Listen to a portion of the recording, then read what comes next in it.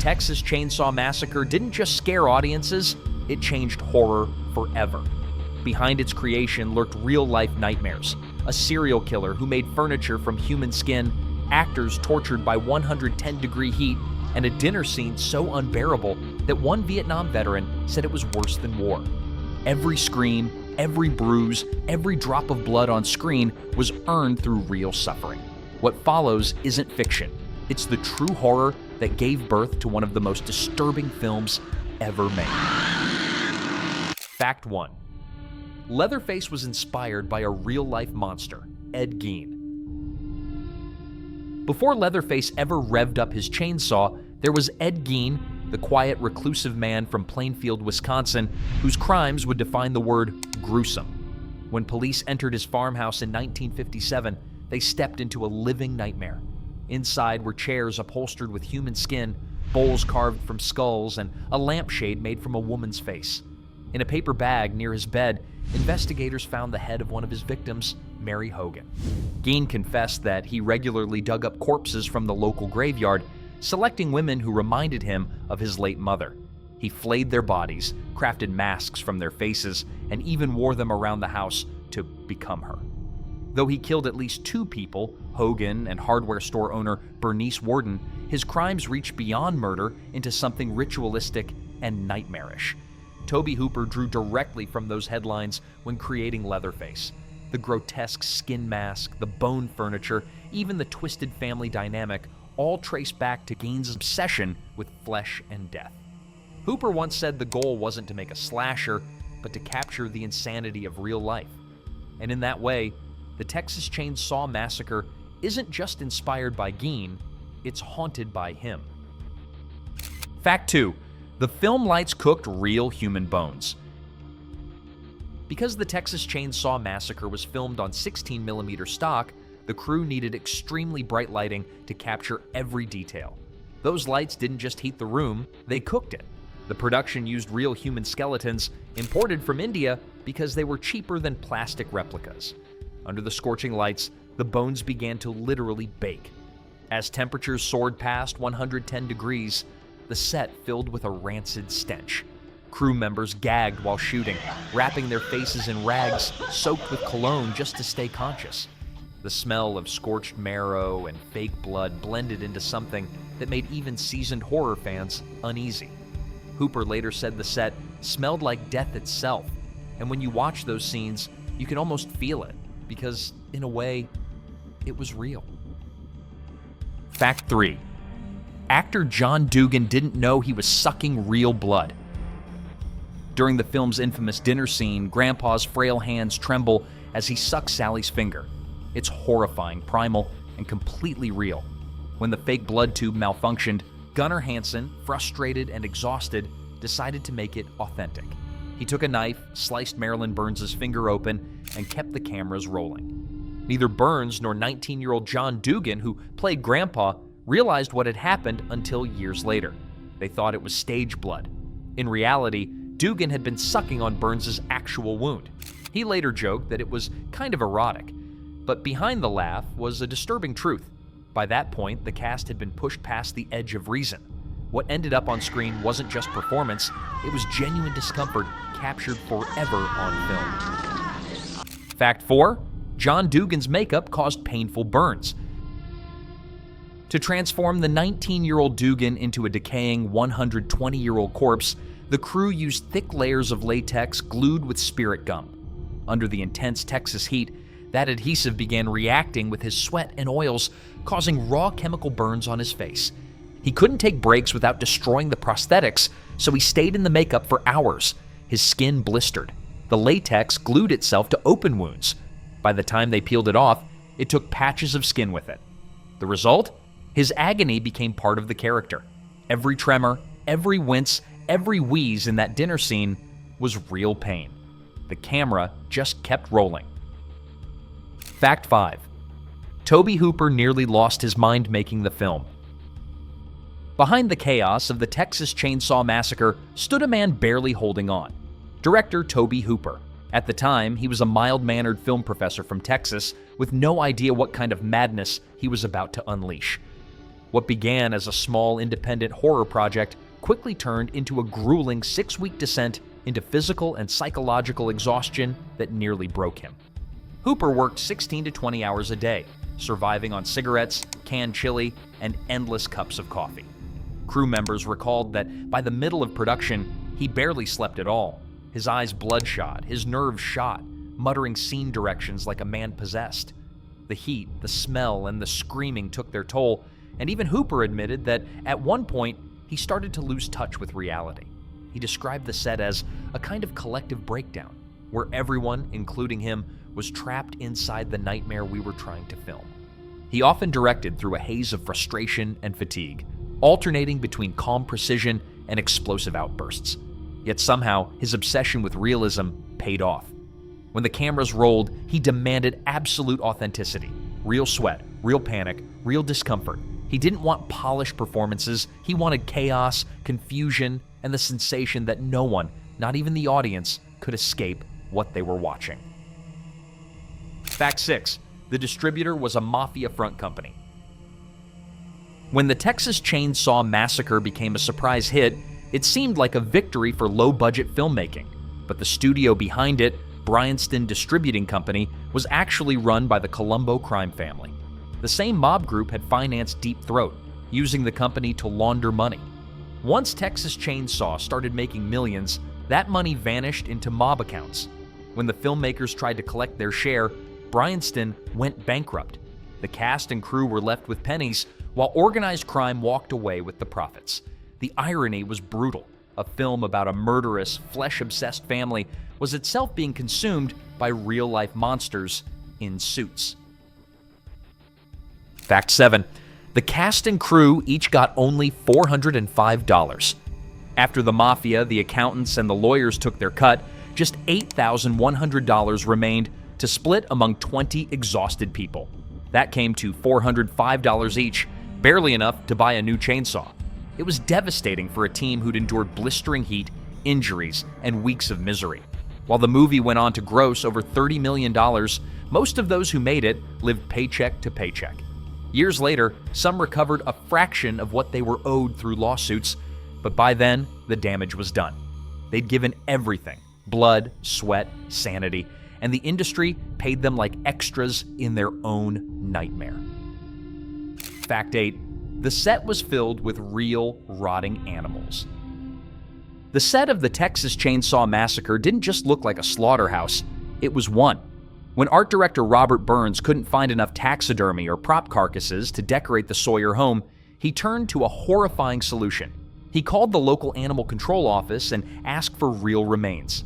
The next morning, a dump truck arrived at the filming location and poured out over 100 freshly euthanized animals, dogs, cats, raccoons, and livestock, straight into the backyard. Director Tobe Hooper refused to remove them, insisting that the authenticity was essential. He wanted the Sawyer home to feel like a place of death, and it did. The heat cooked the carcasses until the air became thick with the metallic scent of blood and decomposition. Some cast members claimed the smell clung to their clothes for days. Others said they could taste it in their mouths long after shooting ended. Fact 9. Gunnar Hansen's costume was never washed. Leatherface's costume wasn't costume design. It was punishment. Because the dye would run if cleaned, Hansen wore the same shirt and pants for 4 weeks straight. Under the 100-degree heat, the fabric stiffened with sweat and blood. The smell became unbearable. Cast members avoided sitting near him. Crew refused to ride in the same car. Even Hansen joked that he could knock someone out just by standing downwind. But that filth gave Leatherface his authenticity. The grime, the odor, the decay weren't makeup effects. They were part of the man himself, seeping through every scene. Fact 10. Hansen wore 3-inch platform heels. To make Leatherface even more imposing, Hansen's boots were modified with 3-inch platforms, pushing his height close to 7 feet. But those heels, combined with a heavy mask and limited visibility, turned him into a walking hazard. He stumbled through scenes, smashed into walls, and accidentally hit crew members with the chainsaw. Every time he moved, it was a gamble. But Hooper loved it. The awkward, unpredictable gait made Leatherface seem unhinged, like an animal that had learned to walk on 2 legs. The monster's terrifying movements were, in truth, the actor just trying not to fall. Fact 11. Hansen's leg was actually burned by the chainsaw. When Leatherface accidentally slices into his leg during the film's climactic chase, it looks shockingly real because it was. Gunnar Hansen performed the stunt himself, wearing a thin sheet of metal beneath his pants, topped with a layer of raw meat and a blood pack to make the effect believable. The problem was friction. When the chainsaw hit, it generated intense heat that scorched through the metal, searing Hansen's thigh. Smoke rose from his costume as the burning pain spread down his leg, but he kept running, screaming not as Leatherface, but as a man genuinely injured on set. When Hooper yelled "cut," Hansen collapsed. His pants had fused to the wound, and crew members had to tear the fabric away. The burn wasn't deep, but it left a blistered scar that lasted for months. He later said that moment was when he fully became Leatherface, terrified, enraged, and in pain. What the audience sees isn't special effects. It's agony, captured in one take. Fact 12. The meat hook scene used maxi pads for padding. Terry McMinn's harrowing impalement on the meat hook remains one of horror's most unforgettable visuals, but the behind-the-scenes reality was almost as unbearable. To create the illusion without harming her, the crew rigged a nylon strap under her costume, anchored to a cable hidden behind the wall. The padding between the strap and her body was nothing more than a few layers of maxi pads, barely enough to soften the pressure. McMinn was told to remain perfectly still while the camera rolled, her weight partially supported by her arms gripping the back of the hook. Every second sent waves of pain through her spine and legs.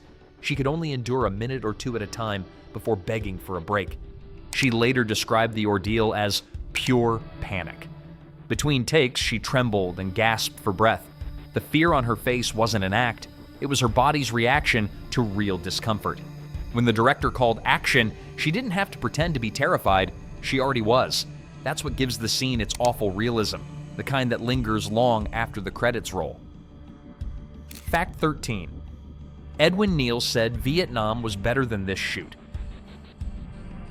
Edwin Neal, who played the hitchhiker, wasn't exaggerating when he said the film was worse than war. He'd survived Vietnam only to find himself trapped in an airless Texas farmhouse surrounded by decay and chaos. The dinner scene, where his character torments Sally, took over 3 straight days to shoot. The temperature inside reached 115 degrees. The air reeked of spoiled meat, fake blood, and body odor. There was no air conditioning, no escape, and barely any food. Hooper refused to open the windows for fear of ruining the sound, so the set became a slow oven. By the 3rd day, people were hallucinating. The sweat and blood mixed on the floor, turning it slick. Neal's laughter, high-pitched and maniacal, came from exhaustion and delirium. He later said, "By hour 30, we weren't acting anymore. We were breaking down." For a man who'd seen real battlefields, the nightmare of the Texas Chainsaw Massacre left a scar that stayed with him for life. Fact 14. Neal was burned by hot asphalt. If Edwin Neal's torment during the dinner scene wasn't enough, his suffering continued into the film's finale. His death, shot on a Texas highway, required him to lie face down on black asphalt under a merciless summer sun. The pavement hit over 120 degrees that day, hot enough to melt tar. He was ordered to remain motionless as fake blood, heated by the sun, was poured over his body. By the 2nd take, the blood was burning him. By the 3rd, his shirt had fused to the road. Crew members peeled him off after the shot, tearing away layers of skin. Neal went home covered in burns and blisters. The experience gave him such severe heat exhaustion that he spent the next day vomiting and shaking. Yet the footage that resulted, a man sprawled lifeless on the burning pavement, became one of the film's most unforgettable images. For Neal, it wasn't just another death scene, it was the price of immortality in horror history. Fact 15. Paul Partain's method acting made him the most hated man on set. Paul A. Partain's portrayal of Franklin, the whiny, wheelchair-bound brother, was so convincing that audiences found him almost unbearable. That's exactly what he wanted. Partain, a devoted method actor, refused to break character between takes. He whined, argued, and snapped at his co-stars, driving them insane. The others ate separately from him, complained about him constantly, and genuinely despised being around him. Gunnar Hansen later admitted that when it came time for Leatherface to kill Franklin, he didn't have to fake it. But Partain's commitment paid off. His authentic frustration and paranoia gave Franklin dimension and realism. Only years later did his co-stars realize that he was nothing like his character. A kind, soft-spoken man who had deliberately sacrificed his on-set reputation to make the film feel real. Ironically, his dedication worked so well that audiences and cast alike forgot it was acting. Franklin's misery became unforgettable because it was shared by everyone around him. Fact 16. Marilyn Burns' clothes became solid with dried blood. By the end of production, Marilyn Burns' costume was a biohazard. Layer after layer of fake blood made from corn syrup, dye, and food coloring had soaked into her clothing until it hardened into a stiff, armor-like shell. Under the blazing lights, the syrup crystallized. The shirt crackled whenever she moved, and it clung painfully to her skin. Removing it required peeling it away like tape from raw flesh. The mixture of sugar, dirt, and sweat turned her wardrobe into something grotesque, a sticky, blood-colored carapace that stank of rot. Crew members recalled that even off-set, she couldn't escape it. The heat had baked the smell into her hair and skin. She described it as feeling like being trapped inside someone else's body. By the time she filmed the final escape scene, every scream, every tear, and every ragged breath came from a place of total exhaustion. When she finally broke free in that iconic sunrise shot, she wasn't just escaping Leatherface, she was escaping the movie itself. Fact 17. The corn syrup blood attracted swarms of mosquitoes. The sweet corn syrup that soaked the walls and floors became a magnet for life, and not the kind anyone wanted. Within days, the set was overrun with mosquitoes, thousands of them. They swarmed the lights, the actors, and the fake blood, biting any patch of exposed skin. Cast members coated themselves in bug spray, which mixed with sweat and blood until the air reeked of chemicals. The constant buzzing became maddening. People slapped their faces mid-take. Hooper refused to stop filming, saying it made the chaos look more real. By the time the shoot ended, everyone was covered in bites that had scabbed and reopened under the heat. The mosquitoes became their own characters, tiny vampires feeding on the suffering of everyone involved. The combination of blood, heat, and decay made the set feel alive in the worst possible way. When actors talk about the Texas Chainsaw Massacre feeling cursed, this is part of what they mean. The line between movie and infection disappeared. Fact 18. A real family lived in the house during filming. The infamous Sawyer house wasn't a soundstage.